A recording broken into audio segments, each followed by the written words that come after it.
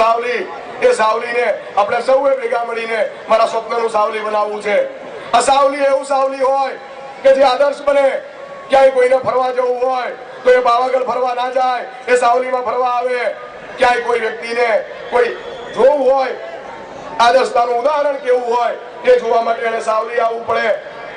આ સાવલીની અંદર જ્યાં જરૂર હોય ત્યાં ગટર બને, સાવલીમાં જ્યાં જરૂર હોય ત્યાં રોડ બને, એક બારનો બાયપાસ રોડ તૈયાર થાય.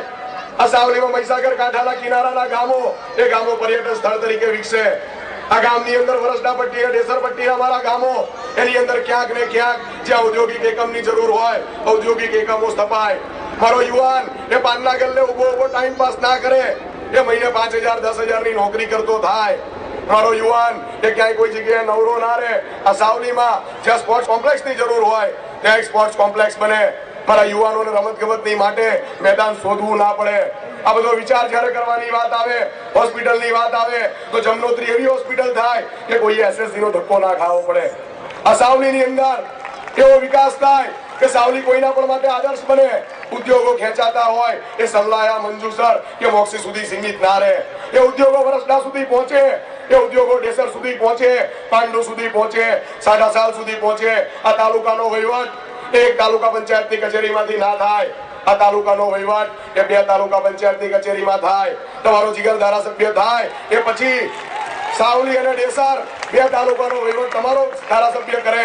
એ સંકલ્પ આપ સૌની સામે લેવા માટે ઉભો થયો છું. છેલ્લા 5 વર્ષની અંદર ભારતીય જનતા પાર્ટીએ બીજા ડેસર તાલુકાની દરખાસ્ત જયારે મૂકી દીધી હોય, એ દરખાસ્ત જયારે મંજૂરીના આરે હોય, મિત્રો લોકોએ વચનો આપ્યા હોય, એ વચનોની સામે ભારતીય જનતા પાર્ટીએ એ વચનોનું પાલન કર્યું છે. વચનોનું પાલન કરવાના આધારે જયારે આપ સૌની વચ્ચે ઉભા આવીએ, મિત્રો માથું ગર્વથી ઊંચું થાય છે. આ માથું ગર્વથી ઊંચું થવાનું એકમાત્ર કારણ હોય તો એ ભારતીય જનતા પાર્ટીનો વિકાસ છે.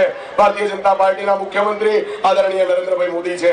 અને એટલા માટે જયારે ગામે ગામ ફરતા આવીએ, ગામે ગામ બધાને મળતા આવીએ, કોઈક વડીલ મળે, કોઈક માતા મળે, ઉંમર લાયક હોય, પગે લાગીને આશીર્વાદ લઈએ. એના અંતરના ભાવથી એ આશીર્વાદ આપે. એ આશીર્વાદ આજે એક શક્તિ બની રહ્યા છે. એ આશીર્વાદ આપ સૌના કારણે આ ધારાસભ્યને કોઈ પણ સંજોગોમાં ગુજરાતની વિધાનસભામાં મોકલવાના છે. મિત્રો એવા તો કેટલાય યુવાનો છે, એવા કેટલાય વડીલો છે, એવા કેટલાય માતાઓ અને બહેનો છે જેમણે જાત જાતની ભાત ભાતની બાધાઓ રાખી છે. એવી લાગણી, એવો ઉત્સાહ જયારે ઉભો થતો હોય, કોઈ ઊંધા ચાલતા ચાલતા પાવાગઢ જવાની વાત કરે, કોઈ ઊંધો ટેમ્પો ચલાવતા ચલાવતા પાવાગઢ જવાની વાત કરે, કોઈ દંડવત કરતા કરતા અંબાજી જવાની વાત કરે, કોઈ ચોખા છોડે, કોઈ અન્ન છોડે, કોઈ જળ છોડે, કોઈ ખાવાનું છોડે. મિત્રો આ લાગણી એ ભાગ્ય જ કોઈને મળતી હોય છે. હું નસીબદાર છું કે આ તાલુકાની જનતા મારા માટે આટલો પ્રેમ દાખવીને બેઠી છે. આપ સૌની હાજરીમાં, આપ સૌની ઉપસ્થિતિમાં પ્રભુને પ્રાર્થના કરું છું કે પ્રભુ મને શક્તિ આપે કે આ પ્રેમને પચાવી શકું, તમારી લાગણીને જીરવી શકું અને તમારી અપેક્ષાઓને સંતોષી શકું. આ તાલુકો એ ગુજરાતનો શ્રેષ્ઠ તાલુકો બને. આ તાલુકો એ ગુજરાતના શ્રેષ્ઠ તાલુકામાં 1લા નંબર પર આવે અને આ તાલુકા પરથી આદર્શ લઈ, આ તાલુકા પરથી ઉદાહરણ લઈ અને બાકીના વ્યક્તિઓ આ તાલુકાને એક મોડેલ તરીકે જોવા આવે.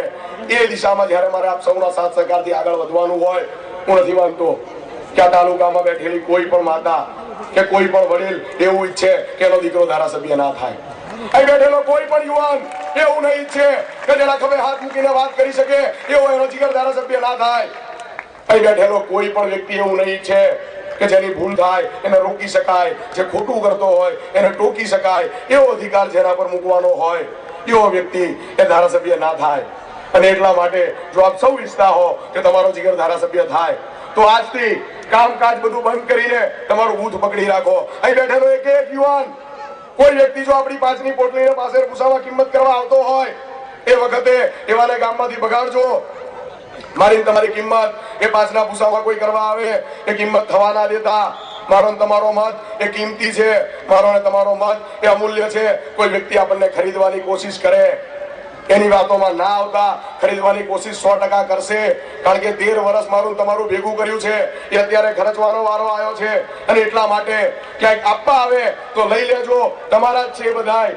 બાકી એમનું શું હતું કે આજે આખો તાલુકો જાણે છે. બીડી પીવાના પૈસા ના હોય, કોઈની પાસેથી માંગીને બીડી પીવાતી હોય, ધારાસભ્ય તરીકે 90માં ફોર્મ ભરવા જવાનું હોય, જબ્બોને લેંગો કોકે સિવડાઈ આપવો પડતો હોય, આ દશા જયારે હોય અને એમાંથી આજે ગાડીઓમાં ફરતા થઈ ગયા હોય, કેવી રીતે થયા છે ને એ જાણીએ છીએ. બોલતા નથી એ અમારી મર્યાદા છે, મર્યાદા ચૂકતા નથી એ અમારા સંસ્કાર છે. અને એટલા માટે આપ સૌના સાથ અને સહકારથી તારીખ 23મી નું પરિણામ સવારે 8 વાગે કાઉન્ટિંગ ચાલુ થશે, 10:30 વાગે કાઉન્ટિંગ પૂરું થશે.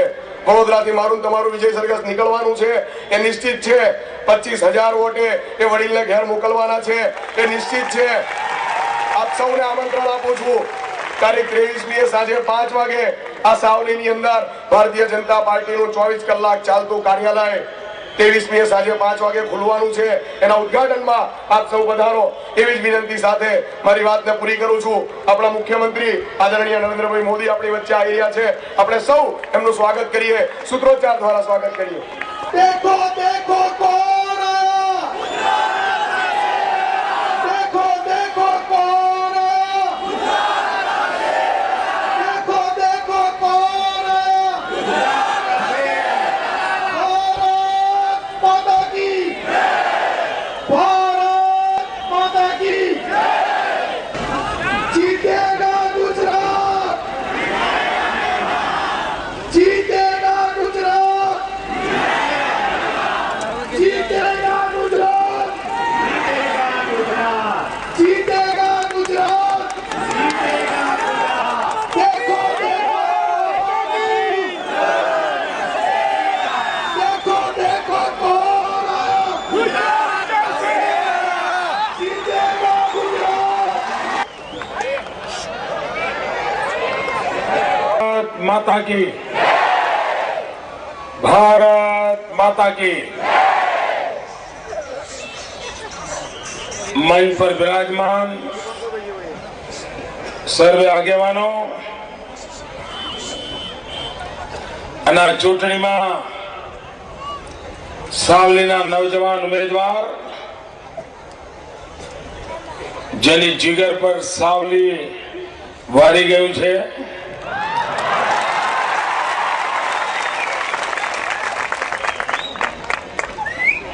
ભાઈ જીગર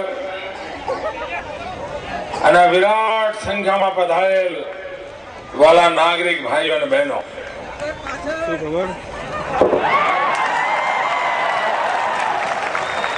મંજૂર મંજૂર બેટા.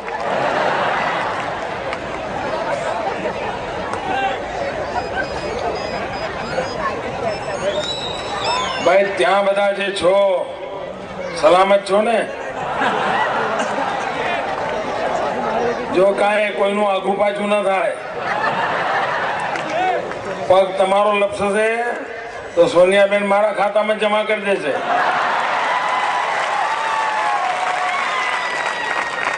કારણ એમની પાસે મુદ્દા જ નથી. આવું બધું કર્યા કરે નાખો દાડો. ભાઈઓ બહેનો, આ ચૂંટણીમાં આપ ગુજરાતના ભાગ્યનો ફેસલો કરવાના છો. ગુજરાત કઈ દિશામાં જાય, ગુજરાતની આવતીકાલ કેવી હોય